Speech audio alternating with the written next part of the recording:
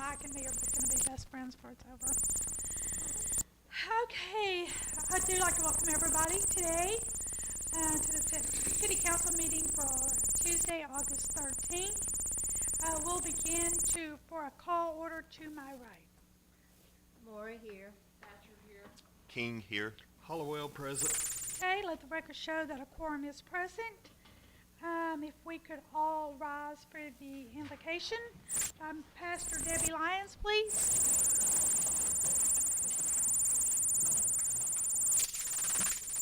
Hi, everybody. Hello, everybody. Thank you so much for inviting me. We've just a series on prayer and communication. And isn't that what prayer is all about? So let us begin with a word of prayer tonight. Heavenly Father, we come to you humbled by all the work that's being done around us. And yet we are mindful of the communication that sometimes gets in our way and inhibits us. Communication between the city and the people. Communication between the council and the city. Communication between the citizens that sometimes comes out of misinformation or inability to go and find where the correct information is. And yet, oh God, you light the path for us all if we would only follow you. Oh God, we ask your blessings on the leadership here tonight. The leadership in our city offices, the leadership of city organizations that are here to speak, and certainly those members of our city council who have been elected by your people. But God, don't forget to remind us, your people, that we are servants too. That we play a voice in the role of making this great city called Winsboro work.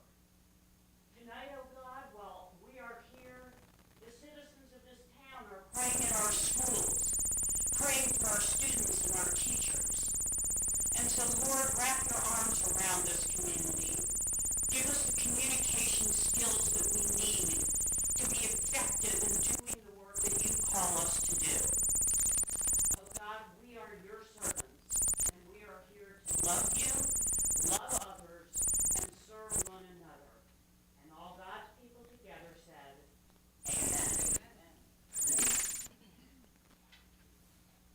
Now, if we could do the pledge of allegiance.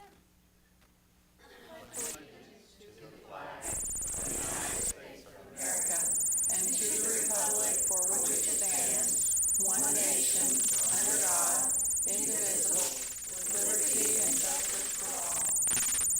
Now the Texas flag. Honor the Texas flag. I pledge allegiance to thee, Texas, one state, under God, one and indivisible. You can all be seated.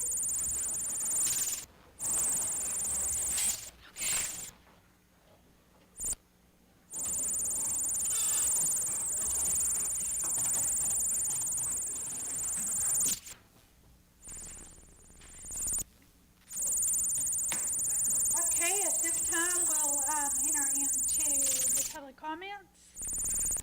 Anyone may be able to address the City Council on any subject. However, the Texas Open Meeting Act prohibits the City Council from discussing issues which the public has not been given 72 hours notice. Speakers must sign in prior to the meeting, so we'll just begin, and you'll have 3 minutes once I call your name. Please come forward to the mic, state your name and address, and at that time you'll have 3 minutes. Okay, I have Eleanor DeLong. Did I say your name right? Okay, great. My name is Eleanor DeLong, and Will you press the button on the microphone? Was Hope it it on? was on. Was it on? It was on. my name is Eleanor DeLong, and I live at 400 North Beach Street, apartment 106 here in Winsboro. I am a social worker here in Winsboro, and I'm currently a student at Texas A&M University of Commerce in their master's in social work program. And I have been tasked with a community problem and intervention. And so I want to talk today a little bit about child abuse in Texas. Child abuse in Texas is an issue. We all know that. In 2022, the Texas Department of Health and Human Services reported that they investigated 997 child fatalities. Of those, almost 1,000, it was confirmed that 182 were caused by abuse or neglect. So Texas, with the problem of abuse, they have several intervention programs. One of them that they have is the Child Advocacy Center. Winsboro is home to the Northeast Texas Child Advocacy Center, and they service 8 counties that include Wood, Delta, Hopkins, Franklin, Camp, Titus, Upshur, and Raines. So the Northeast Texas Advocacy Center in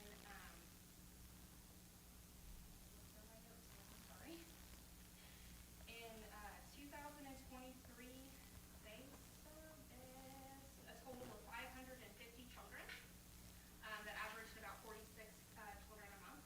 And what they do is they offer services that include forensic interviews, family advocacy, and counseling for families or children that have either been a witness to abuse or been abused or witnessed any traumatic event. So for each child, the cost of services is around $2,200.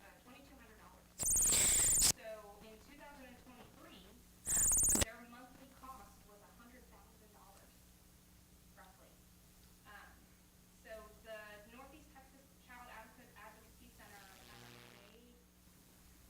they're a nonprofit organization. So they get their funding strictly from fundraisers, grants, county contributions, and some foundation grants. They typically get around a little over $1.1 million a year. But if we look at $2,200 per child with the 550 children a year, that's around $1.2 million that it costs a year. So I would like to suggest that the city of Winsboro host an annual fundraiser for the Northeast Texas Child Advocacy Center to help them get more funds so they can continue the good work that they've been doing for the last almost 30 years. Okay, thank you very much. Mackenzie, maybe we can make a note of getting with Ms. DeLong and seeing what Winsboro could do to help out. Hate to hear those numbers, really, but it is a necessary service that we need to have. Okay, I don't see any other person on for public comments. Move on to number 6, the consent items. 6.1 is the minutes for Tuesday, July 9th.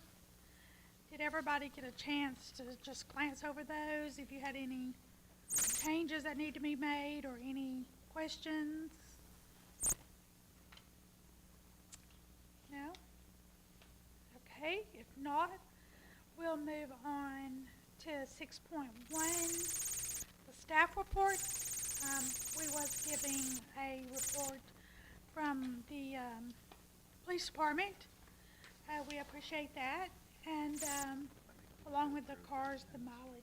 Almost done.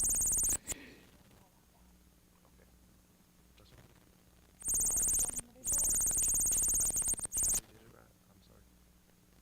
You keep going. Okay. Okay. My bad. Okay, so do we have anyone on staff that has anything they need to report or would like to report? Yes, ma'am. Come on. I am Andy Miller, and I'm with the Winsboro Farmers Market. And I just wanted to let y'all know that at the end of July, they did complete the America's Top Farmers Market, and we were once again voted the 3rd top market in Texas. Good, yay! Yeah. So thank y'all all for voting and supporting the market. We really appreciate it. We're gonna get to number 1. Good to have goals. Y'all do a really great job on the farmers market. We do appreciate that from Winsboro.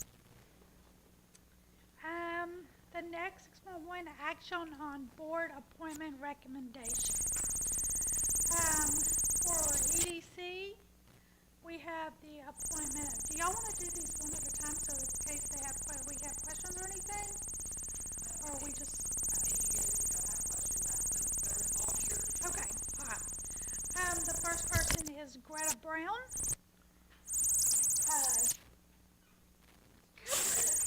Dorita, I'm sorry. I know your name. Why did I say it wrong? Yeah, come up here and just kind of introduce yourself. So, give us a little short bio, a little short.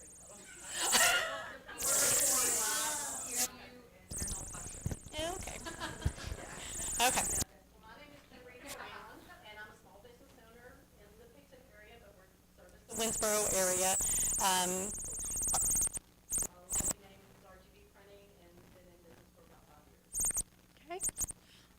And you've lived in Winsboro 27 years. 27 years. And I'm assuming you have family and so. Brenda Brown, so Brown family's a very large family. Yes. So is the Brewer side.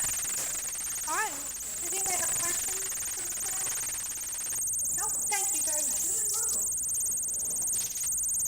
Okay, the next person is Mr. Kevin Thompson. I'm Kevin Thompson. You can pick it up. Been in Winsboro for 10 years. I own a business, it's an electrical contracting business, primarily in Dallas, Richardson, and Fort Worth. We do travel statewide. Currently have jobs going from one coast to one side of the state to the other. So, been in business for 22 years. Been in Winsboro for a little over 10 years. Married to Angie Thompson, who used to be Angie Watson before she married me. Have one little boy in the school district. That's about all I got. What you got for me? Does anybody have questions for Mr. Thompson? Thank you for coming. Cindy, Ewert? Okay, I didn't want to kill your name, sorry. Lived here for 13 years on property for about 25, and my son and his kids live here, go to school here. Don't have a business, I took a ball a lot. She's pretty good. Yeah. Does anybody have any questions for Miss Ewert? Ewert, okay. If not, thank you for coming as well. Okay, these three EDC appointments are to fill unexpired term of places 4, 5, and 6 of the Winsboro Economic Development Board. Then we have Farmers Market, the appointment of Sheila Foster for the Farmers Market Board.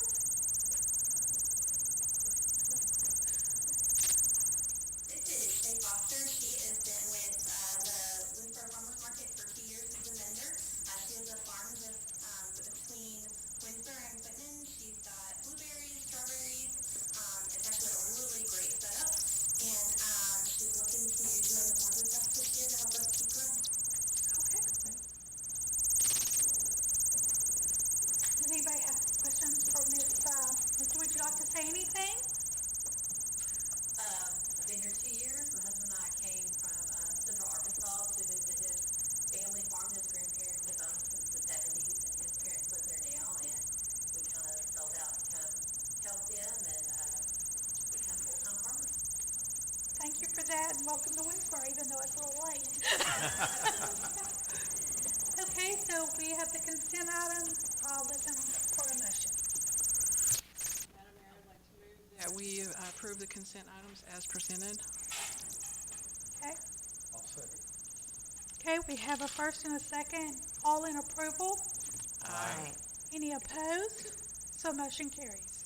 And thank y'all, those that are willing to serve. The community always is looking for people willing to serve, so we thank you very much for that. Number 7, new business. So got quite a few here, so we're just going to go down the line. 7.1, action on a request by Brent Sheik, okay, to issue a specific use permit at 103 East Broadway for the development of a mobile food unit park. Would y'all step forward and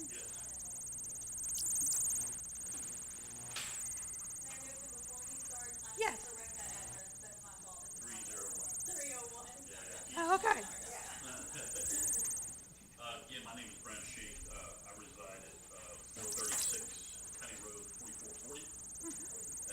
Place of business is 301 Broadway. What I'm presenting to establish in the city is to bring a new form of revenue, commerce to the city, as far as kind of like what we just talked about, economic development. So it's creating a different thing of like people that want to come into the city and eat. Sometimes they're in a rush or whatever. They want to grab something that's a quicker kind of deal to get. And this kind of serves a different purpose, but it's also a park that's, I don't want to call it park, I like to call it plaza, because it's going to be an upper scale, can be done correctly. It's going to have plug-ins, it's going to have, it's not going to just be pulled on the side of the road and grass growing up all around it. It's going to be well manicured, it's going to have landscaping all around it. And it's going to have a diversity of different types of foods that currently aren't being represented here in Winsboro. Everywhere you go, there's a taco truck here and there, but it's going to have different ethnicity of foods and stuff like where people can have a choice to go, and it's going to have different hours where people can get something to eat past 8 o'clock, because it seems like everything closes down at 8 o'clock, and have a diversity, and it's something that I don't see that's going to affect any kind of brick and mortar. I think it's going to complement, and competition is a good thing, but it's like I said before, it's something that's going to be it falls in a different category than you say your brick and mortar. It's something that's going to be someone's going to want to sit down and grab a burger real quick or a hot dog or something and hit the road and get back to work. So I'm just proposing this and hope that you guys see that it's a good deal for the city and something that we can use that to grow forward and create more commerce coming in, people coming into that will adversely affect other retail businesses and bringing more revenue into the city. So that's all I got. If there's any questions. So going by this photo we have, that would be 4 or 5 food trucks. 4. The one we see is different than the one up here, Mackenzie. Oh, yeah, that's not what we have. We're seeing 4 this way, not 4. Yeah. This is the most recent one. This one right This here. one? Yes, it is. Oh, okay. Yeah, it's not called. I probably sent it off. We've been through multiple revisions of this site plan. Brent has worked with the city very well to get this to fit where it's at, and so this is actually the final one. Oh, okay. What's your time frame, Brent? Waiting on you guys. What? Not entirely. We're still waiting on a replat, so if you all make a motion to approve this tonight, it would need to be contingent on the completion of the replat. And that's happening now with Blair Surveying. They're working on it now. It's more just shuffling back and forth with the county to here, to get all the approvals and whatnot, but that's it. Okay. Yes, ma'am. Do you have the food trucks? Yes, I do. I have 2 food trucks that are, I've been holding on to for a while, and they're kind of like, is it going to happen or not? One food truck is me. I've already purchased a food truck. I'm originally from South Louisiana. I'm a Cajun boy. But I've been living here for 3 years. My family, I have 2 daughters that are cheerleaders in high school, and I have a son that's already grown up. He's down in College Station. And so I'm having a Cajun food truck. So it's going to serve Cajun food and stuff like that. Gumbos and Mickey D's. That's something, my background is marketing. I've been marketing for a long time, but now I'm just switched to whole gears, and I've always been a cook. Bringing samples is always good. Say that, I'm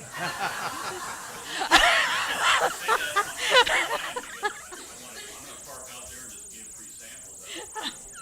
Just kind of generate. So, excuse me, are you aware there's already food trucks on Oil Street? I do. Okay. I'm the type of person, when I have something in my head, I'm going to do something. I'll do it I don't anyway. like competition. Yeah. Just do what's right and work hard at it. Okay. Maybe. And I think you look at this as a little different concept that I have going on, something, and location-wise. Yeah. And when we have all the festivals that are going on like that,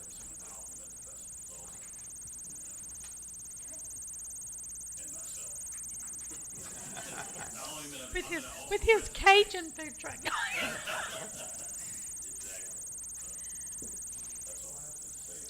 Anyone else have any questions for Mr. What was your last name? Sheik? Sheik. You can pronounce it either way. Well, I don't want to pronounce it wrong. Family members don't like the way I pronounce it. I, I'm married internationally. My wife's from Brazil, and if you go anywhere else, you pronounce my name Sheik, but here in the United States, pronounce Sheik. okay. So just, gratitude to her. Okay. Well, thank you for coming forward. Thank you. I appreciate it. Thank you. Yes, sir. Question, exactly where is this You need to located? come up here. I just need to know, exactly where is it located? Northeast corner of Walnut Broadway, Okay, across from the bakery. okay, you're Across right. Walnut. Okay. Okay, so the question, hold on. Okay, just for the people that's not here, the question was, where exactly was the location, which is across the street on Walnut from the Promised Land Bakery. It's that corner right there, so that was the question, yeah. Walnut and Highway 11.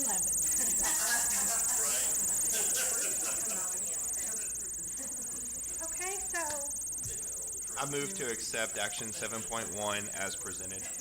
I second. Discussion. Discussion. It needs to be contingent upon the completion of the replat. Oh, yes. So I move to accept 7.1 as contingent upon the replat. I'll second. okay, any additional discussion? Okay, all in favor? Aye. Any opposed? Motion carries. Get your replay, we'll wait for you. Okay.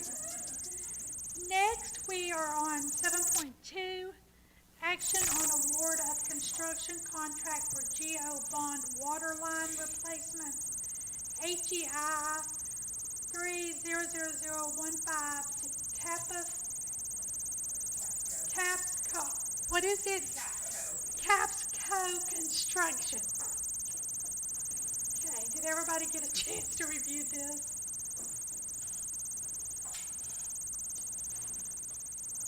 Anybody has any questions? Can I just provide an update? Sure. I think that's something that people have really been asking about. Understandably, as you can see from these numbers, this process was not cheap. And this is just one of two bid processes we're going in. So the question we get asked most often is why is it taking so long to do this? And I think something probably that we didn't do a great job upfront of communicating is that this is more than just a street project. Any road that's being resurfaced, other than the ones you see that have already been resurfaced, are all line replacement. We can't do that without an engineer. The engineers have to come in and do a study. They have to check the grading and in one of the locations they have to do a flood study. Once they complete all of that and they do their graphs and construction documents, then we have to go out for procurement. Procurement that takes several months by itself. We are to that point to where procurement for the first one has been done, which is what you all are seeing here. We will present our second bid procurement for the other large utility line replacement at the September meeting. So as it stands right now, the first line replacement will be on COSO. We're well aware that it's during school time. It's not ideal for us. It's not supposed to work that way. So we have been in communication with the contractor and they understand very clearly exactly what we plan where. As of right now, the plan is to shut construction down during pickup time and drop off time. So hopefully this will do our best to mitigate interference that traffic. The second part is going to be in October. Also know that's not ideal. At this point in time, I'm a little bit out of our control, but in like this point, and I don't think anybody wants to wait. But we are working very closely with Auto Trails and traffic and making sure that we don't impede their route with their animals. And that's good to start in October of '24. Once we get the utility lines complete, then all of those roads will be resurfaced. So you should start seeing some progress from now to the end of the year. Okay, I've seen some progress at the city auditorium. If you've driven by there, that road has been, I think it's complete now, maybe the last I looked, and it's really smooth and really nice. It's very nice. Yeah, and also, it brings up a valid point. He just recently transferred, their building kind of a couple of He's asked a couple of guards to come, he heard I was such a great anyway,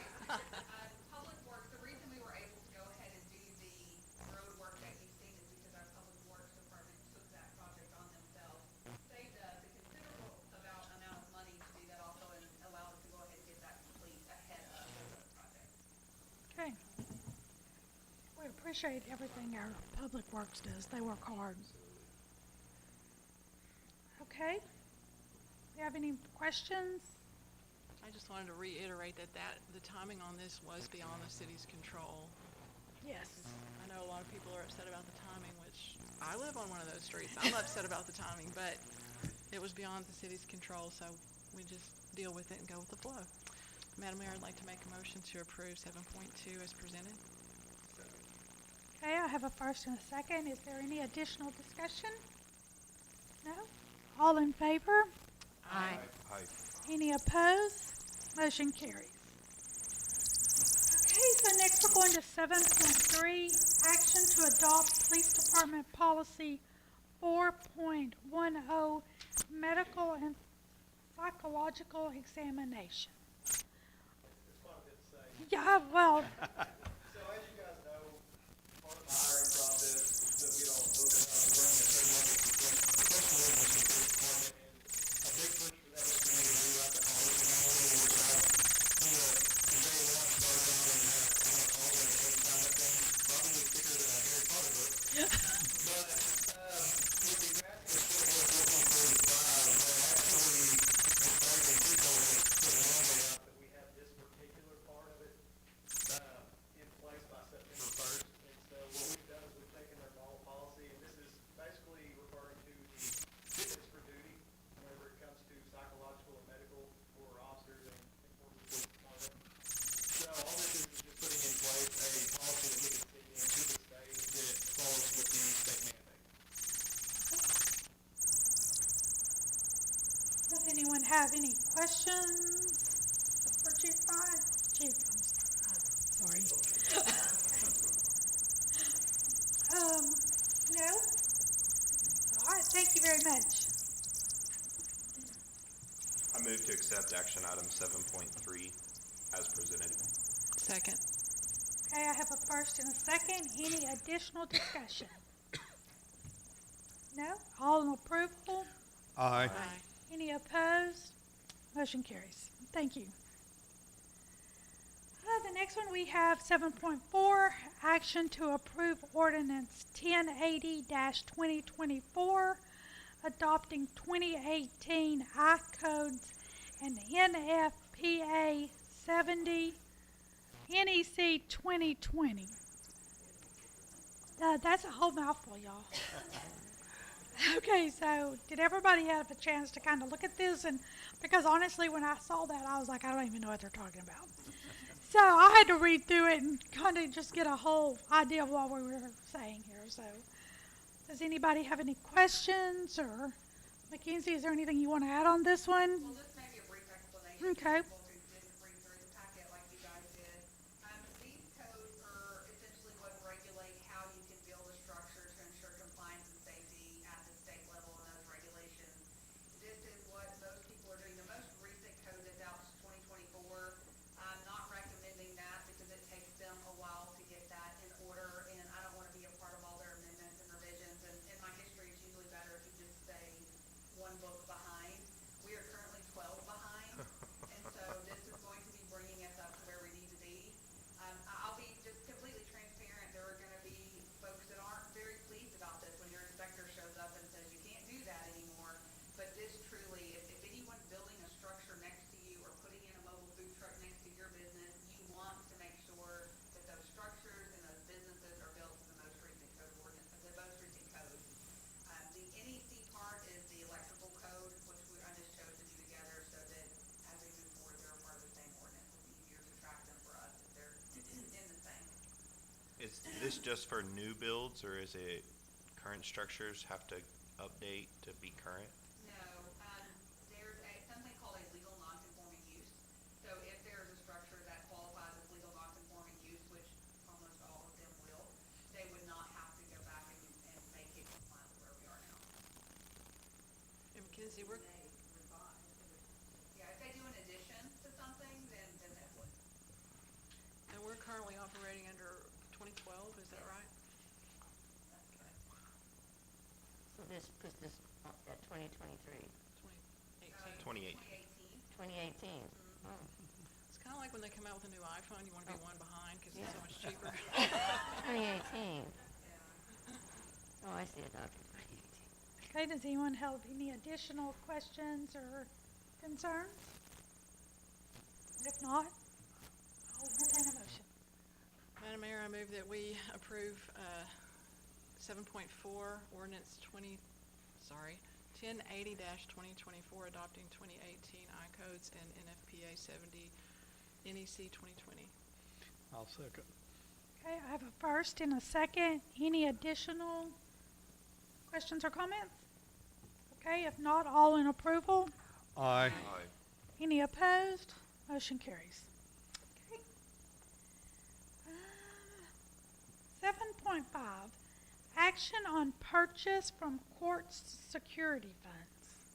So I had the opportunity, our court clerk is, I think October will be 1 year, is that right, Holly? October will be 1 full year. She came to us, she was a, what was she? A legal assistant? Paralegal.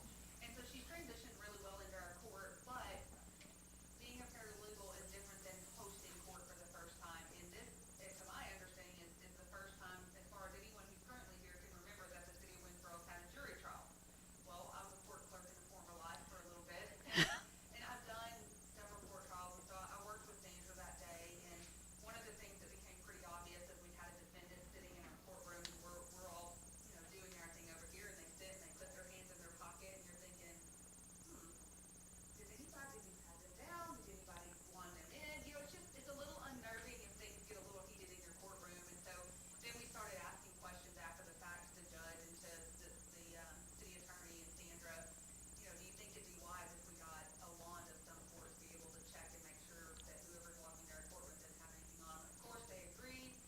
The beauty of the court system is that every time someone pays a citation, the state allows us to retain restricted funds for nothing other than court security purposes, so this will not affect our fund balance whatsoever. It's also very affordable to buy the bond, it's less than $3,000, and so that would be the request. It is, anytime we spend those funds, we have to ask for it every single time, so that's what we'd be asking, to use court security funds for the purchase of that protected bond. Okay? Thanks for explaining that. Anybody have any additional questions? Okay, if not, I move that we approve 7.5 on the purchase from court security funds. Second. okay, we have a first and a second. Any additional questions or concerns? Okay, all in approval? Aye. Any opposed? Okay, motion carries. When can we get one of those big walkthrough things? That's something that Councilman Foreman asked about. He's like, can we just do that? And, I mean, we'll talk to the code guy and see if we can retrofit it to. They are actually pretty reasonable as well.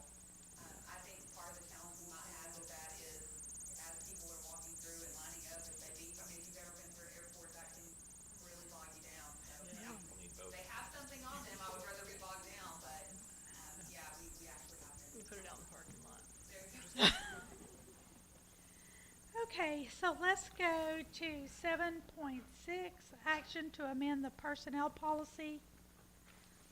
Mackenzie, would you like to explain a little bit of this? So this personnel policy recommendation accomplishes two things. It adds a category of employees.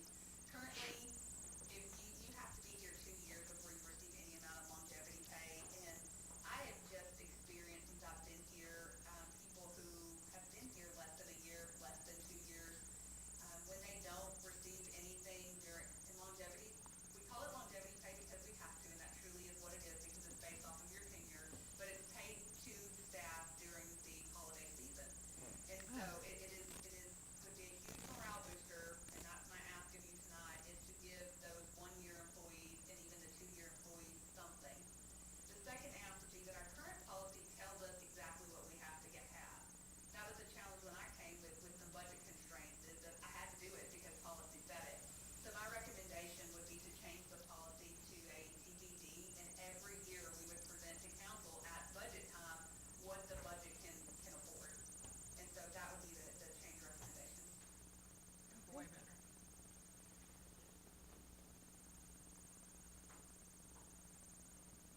Is the staff aware of this change?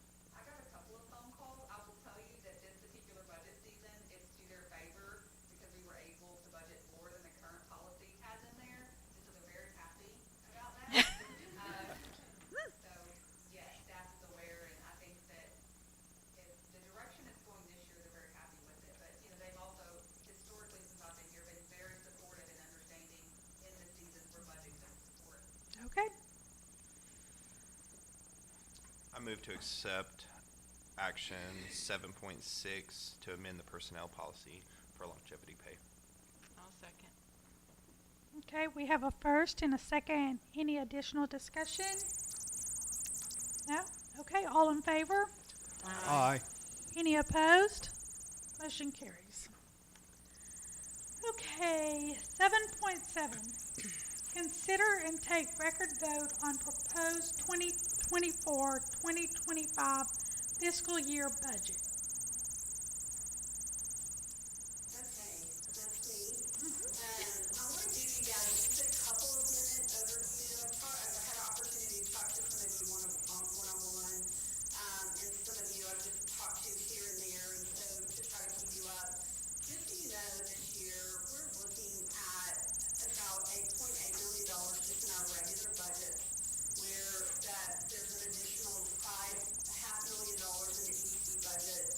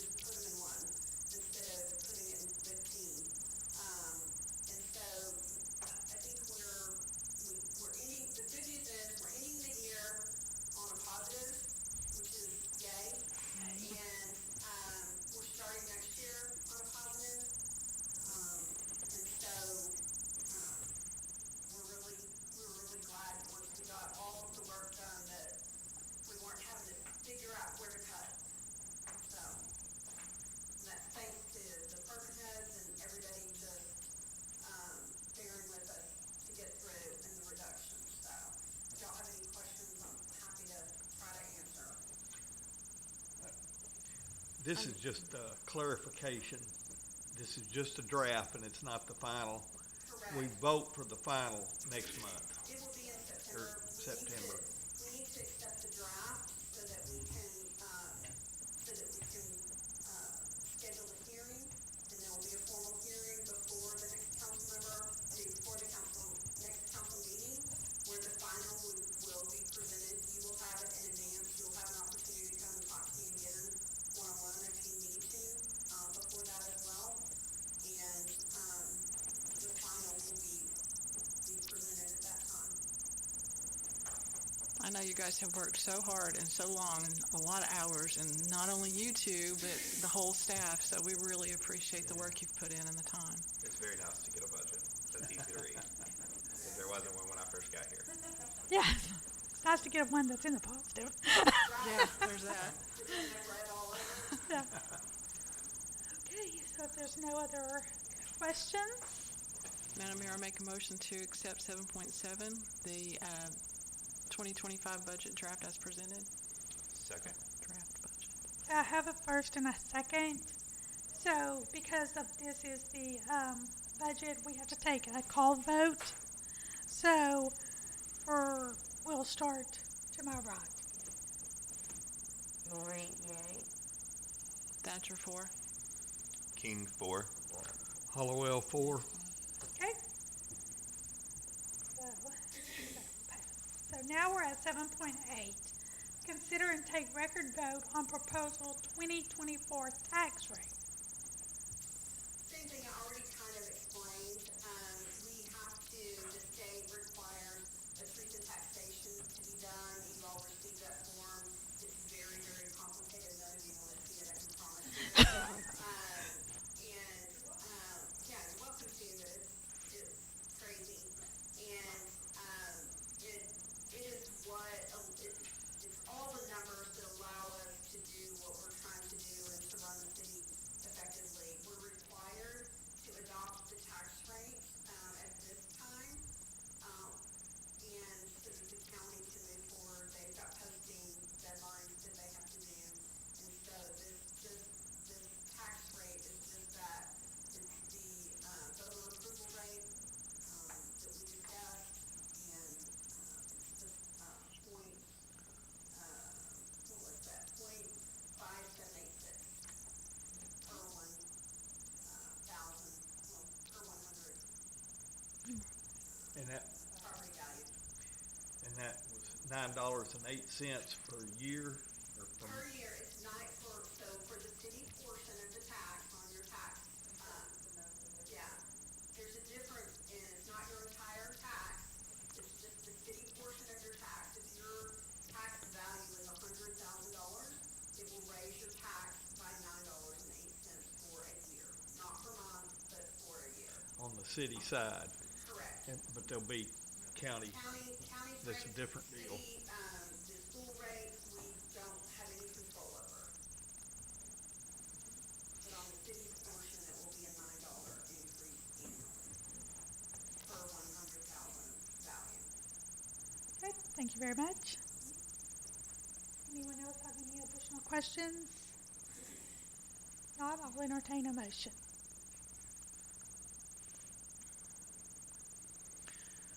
Madam Mayor, I move that we accept the tax rate as presented, which, do I need to state what it is? The proposed voter-approved tax rate of 0.5786. Second. Okay, I have a first and a second. Because this is the tax rate, we have to do another call vote. I will begin to my right. Lori, yes. Thatcher, 4. King, 4. Hollowell, 4. Okay, that passes as well. So at this time, I don't see anything additional on the agenda. The next regular city council meeting will be held on September 10th at 5:30, and all requests need to be placed on the agenda to be completed and turned into City Hall no later than noon, 8 days before the scheduled meeting. This meeting is now adjourned.